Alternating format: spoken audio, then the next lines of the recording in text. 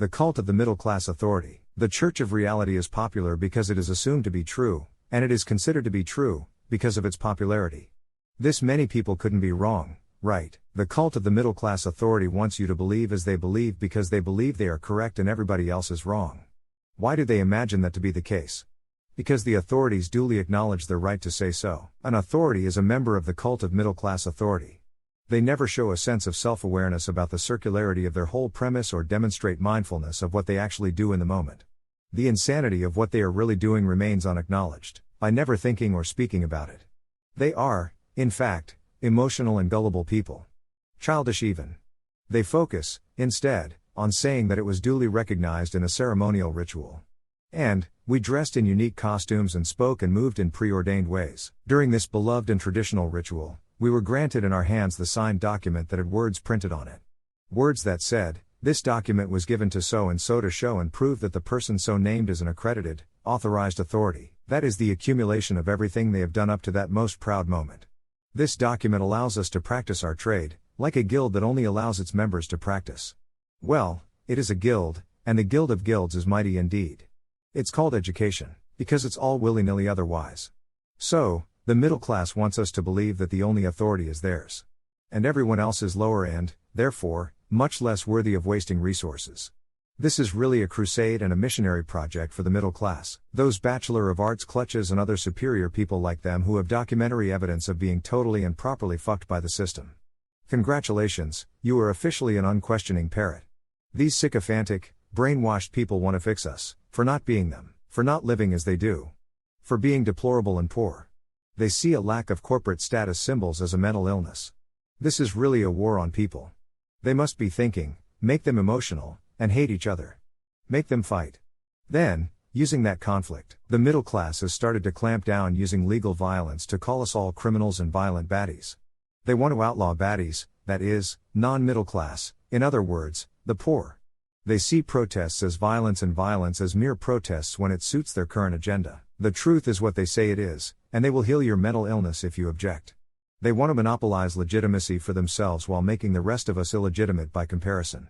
They are trying to make people think this is the truth, that is what reality is. Their insane confidence that they are the only truth expands or bleeds into imagining that whatever they believe, is reality. That the good reputation of their trade or industry may have rubbed off on them personally, or that the love and trust that most people have for, say, a hospital, is love directed at them personally. The deification of doctors can go to their heads, and they start believing it. They can become unbalanced to the point that militant punishment is doled out in spades without warning or evidence, that they are always correct while everyone else is always wrong. The necessity to have organizations in a civilization is gamed by the managers that exploit their lawful position for their unlawful agenda. Outwardly for the good of the public, but secretly bent to serve the inner projects. This is where the shadow government really lives, inside the bureaucracies of the known government in the daylight, and inside ourselves. They preserve and protect this establishment because they think the authority resides within the establishment, that is, the heads of government and business. And it is the government and business that gave them the symbols and badges of authority. I said earlier they were childish and naive. It is true, not a lazy insult. The modern Western values in a capitalist economy are very, let's say, childlike. It's not controversial.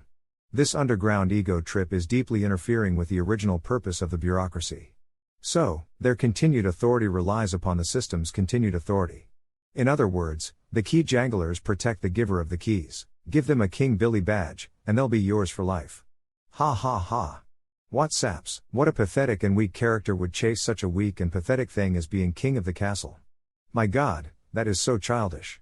They genuinely believe that they can harm others because of how confident they are, in how right they are. They have been doing it for so long that they have history and tradition to point to. They have ceremonial robes and traditional rituals to talk about. They are very many and claim they serve the community even as we speak. They are a church. They are single-handedly responsible for all the good and proper things in society, they say. And they think they are the model and image to aspire to. Such is their hubris and bloated sense of importance. They actually believe that everybody wants to be like them, while they are ignorant of how much they are ridiculed and despised. That's sad. They are drunk on themselves. Their egos are swollen and morbidly obese.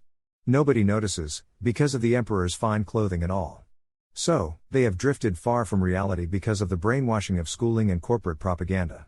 Where do you think pogroms come from? It's always the clean cut against the scruffy. The poor, the Roma, the Jew. Please. Enough. If you have been fortunate enough to avoid the Prussian social programming, it will be easy to see. That's why they can't afford to consider all socioeconomic classes as equal, not even granting them equality before the law. It cannot be allowed to occur. The perception must be that a crisp, clean suit and tie is more trustworthy than a t-shirt. Put it this way. If the middle class has to break the law in order to make their public image appear lawful, they will do so. In a heartbeat. No question, because it's all about keeping up appearances, darling. It's all surface gloss, and shallow thinking, for narcissistic ego bullshit. But I have nothing left to lose that is more important to me than freedom. That's why freedom's just another word for nothing left to lose. That's just a different way of saying freedom is the most important thing, so you have nothing more important for you to lose than freedom. So if you do put money or image or anything else ahead of freedom, then you are deciding to have something more to lose, more valuable to you than freedom, so you won't choose freedom. The less we choose freedom, the less freedom we have. Can we grasp that? We are being tricked into giving our power away to others who only want to take even more power from us, who see us as a resource to exploit for the rich to get richer. They have such contempt for people that they kill us, yet the same people have to pretend the opposite. I know, I have witnessed it. This is not opinion, this is a record of facts. Whatever good the middle classes do, are circumvented by the secret ego government that operates unelected in every bureaucracy and every herd of shiny pants executives and office workers. The social construction of reality is being edited by busy authors who wish to control the perception of what we call reality, controlling that controls everything else, which is all we witness every day. This is exactly what it looks like when this cult has our hearts and minds. Break away, people, think for yourself.